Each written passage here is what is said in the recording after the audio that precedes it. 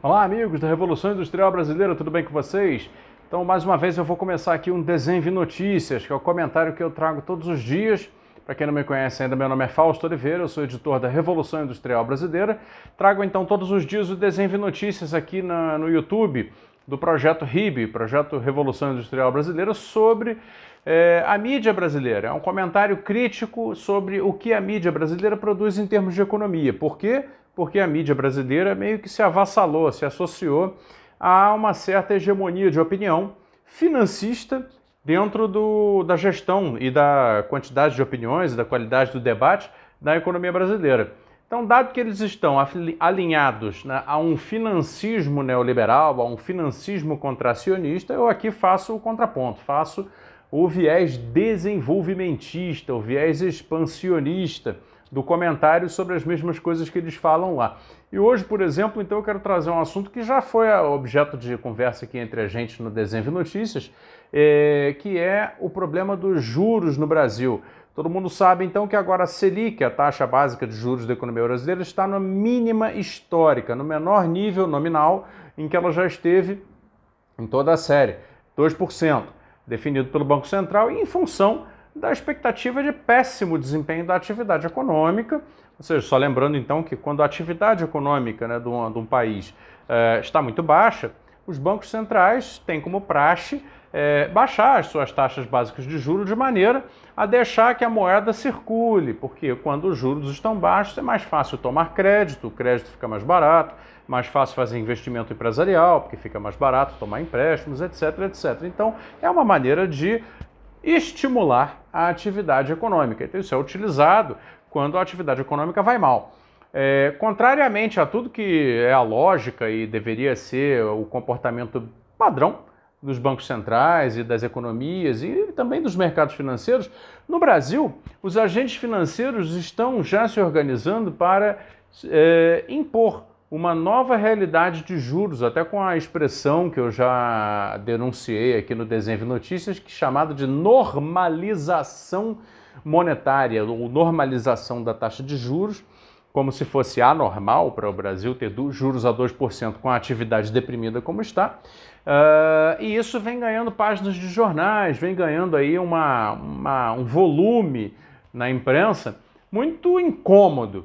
E o último caso em que isso apareceu foi uma entrevista da Ana Paula Vescovi, que é ex-secretária do Tesouro Nacional no governo do Temer e agora, naturalmente, né, saiu do governo com informações privilegiadas, tendo tido acesso a tudo lá dentro. E foi para onde? Foi virar economista-chefe do Banco Santander, um banco espanhol que opera no Brasil, fazendo o que fazem os bancos na sua atividade não de crédito, mas de especulação, ou seja, negociando ativos financeiros. O que disse a Ana Paula Vescovi? Deu uma entrevista completamente desconectada da realidade, em que ela fala o seguinte: olha, não dá mais para expandir apoio de qualquer tipo à sociedade, é preciso enxugar, fazer a contração da base monetária imediatamente e subir os juros.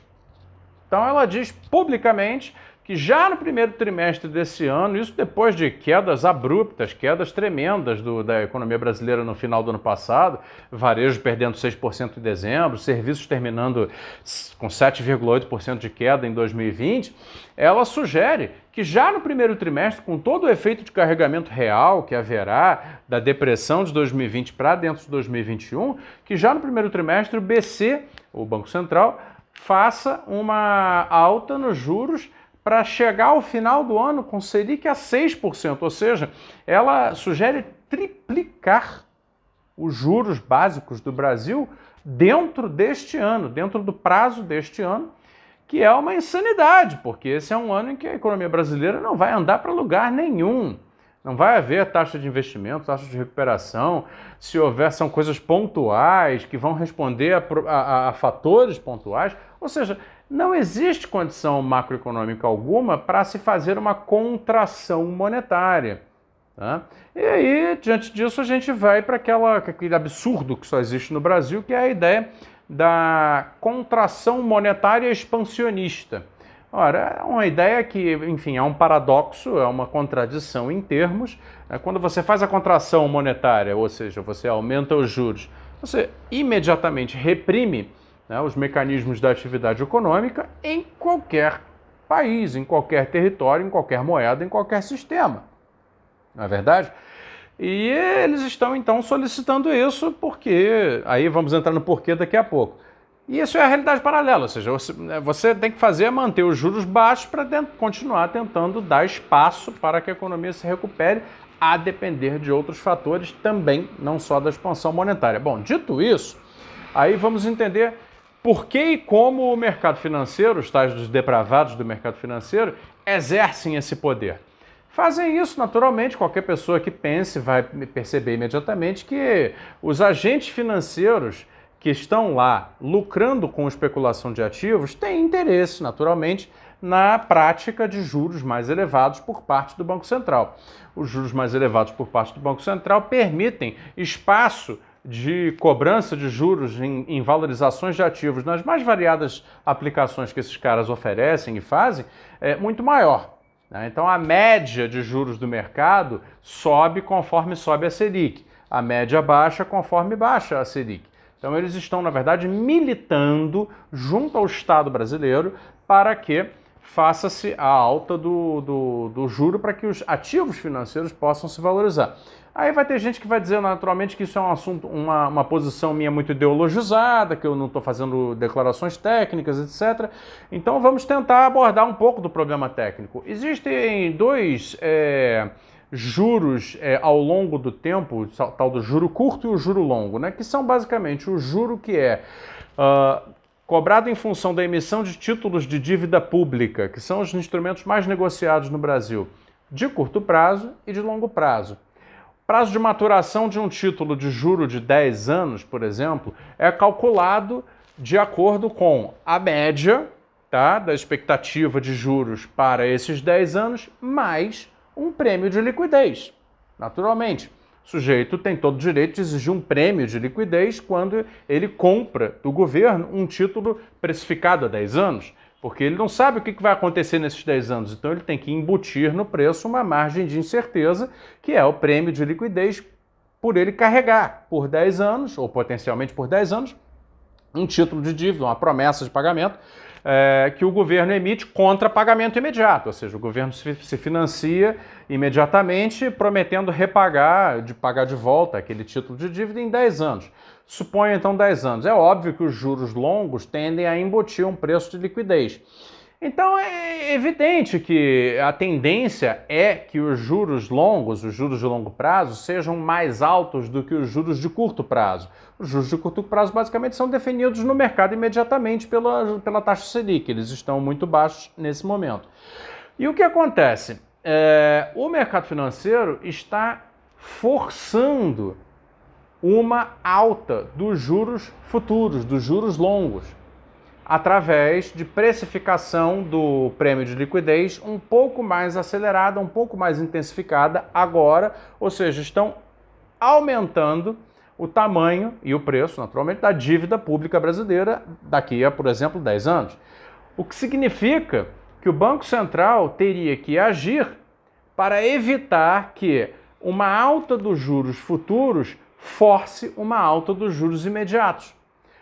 Porque, da maneira como está, a projeção do aumento da dívida é tal que forçará, então, a equivalência do preço dos títulos para que a dívida futura não aumente demais em relação à dívida presente. Ou seja, então eles teriam que começar a pensar na elevação do juro de curto prazo para evitar que o juro de longo prazo force o futuro, no futuro, uma dívida grande demais.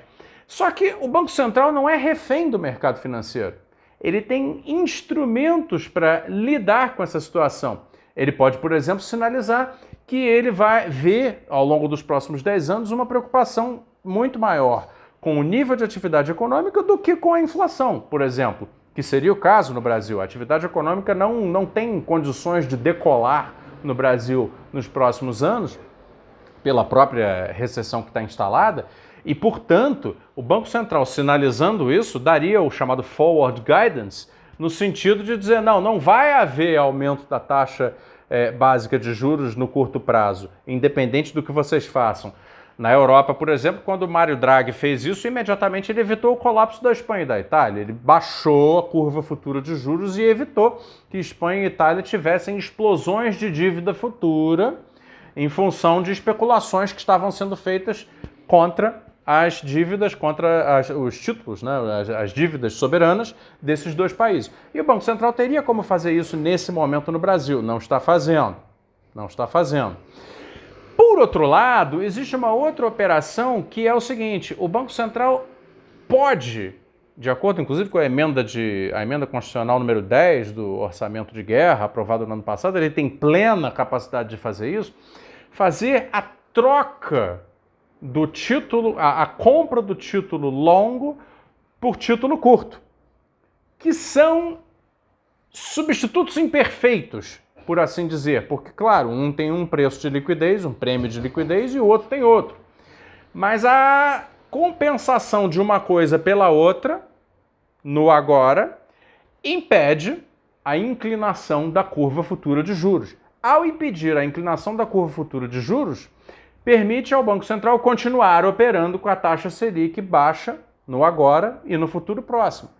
Mas esses instrumentos não estão sendo utilizados pelo Banco Central brasileiro, o que permite dar espaço para a criação de falsas narrativas, como a narrativa que coloca ênfase demais numa suposta incerteza em relação ao futuro, vinculada ao quê? À expansão fiscal, ou seja, aos gastos do governo. Há um suposto descontrole fiscal que estaria fazendo, inevitavelmente, o preço de liquidez, o prêmio de liquidez do juro futuro, dos títulos de dívida de mais longo prazo, subir. Então o mercado se coloca, ele é o algoz da situação, mas se coloca como refém. Na medida em que, como vítima, na verdade, como ele diz, olha, eu não tenho como evitar pedir maior prêmio de liquidez pelos juros longos, pelos títulos longos, porque agora existe risco fiscal. Ora, só que o risco fiscal que não existe só pode entrar no debate, só pode virar uma versão factível, uma versão crível, a partir do momento em que o Banco Central não realiza as operações que deveria estar realizando de troca de títulos de juros longos por curto. Ou seja, a omissão, a inação do Banco Central, que agora, com o novo paradigma aí de autonomia, vai ficar ainda mais autônomo para não agir, possibilita que pessoas como a Ana Vescov digam coisas como a que ela disse, que o juro já tem que subir desde já. Basicamente o que eles estão dizendo é, olha, se não subir agora, a gente vai inclinar mais a curva de juros, através dos instrumentos que nós temos para isto, para forçar você a, afinal de contas, subir agora. Porque o que eles estão fazendo lá na dívida futura é, então, forçar a inclinação a um tal ponto que ela se derrube sobre o agora, forçando o governo a agir no sentido ainda mais recessivo. E assim fica armado o circo pelo qual a atividade econômica está completamente refém dos interesses dessa plutocracia financeira que coordena e comanda a economia do Brasil. Então, pessoal, eu vou deixar os links aqui embaixo, o comentário do Desenho de Notícias de hoje. Agradeço mais uma vez a audiência de vocês. Fica aí com a gente na Revolução Industrial Brasileira. Todo dia um comentário aqui e amanhã eu vou anunciar uma novidade interessante no canal. Um abraço, até amanhã.